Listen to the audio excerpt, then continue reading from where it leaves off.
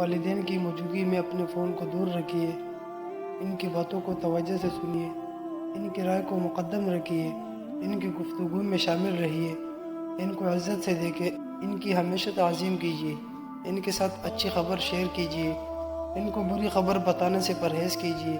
ان کے دوستوں کے بارے میں اچھی باتیں کیجیے اور ان سے محبت رکھیے، ان کی گئی اچھی چیزوں کو اکثر یاد کرتے رہے، ان کی دہرائی ہوئی باتوں کو اس طرح سنیے کہ گویا پہلی بار سن رہے ہو، ماضی کی تلخ یادوں کو ان کے ساتھ کبھی نہ کیجیے، ان کی موجودگی میں کسی دوسری گفتگو سے پرہیز کیجیے،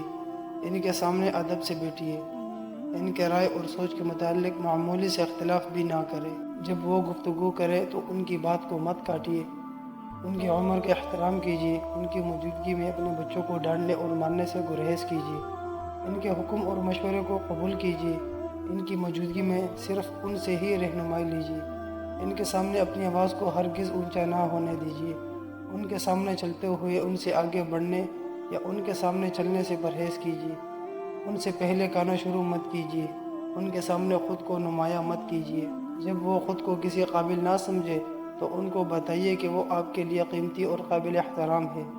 ان کے سامنے بیٹھتے ہوئے اپنے پیر ان کے سامنے مت کیجیے اور نہ ہی ان کی طرف پیٹ کر کے بیٹھے، ان کے ساتھ بد اخلاقی سے بات مت کرے،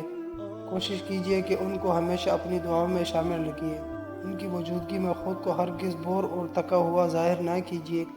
ان کی غلطی اور بھول پر کبھی مت مسکرائیے، ان کی زیارت برابر کرتے رہیے، ان سے بات کرتے وقت بہترین الفاظ کا چناؤ کیجیے، ان کو محبت بھرے ناموں سے پکاریں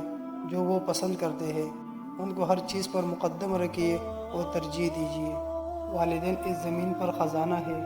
اس سے پہلے کہ یہ خزانہ دفن ہو جائے اپنے والدین کو عزت دیجیے جب تک وہ ہمارے پاس ہے۔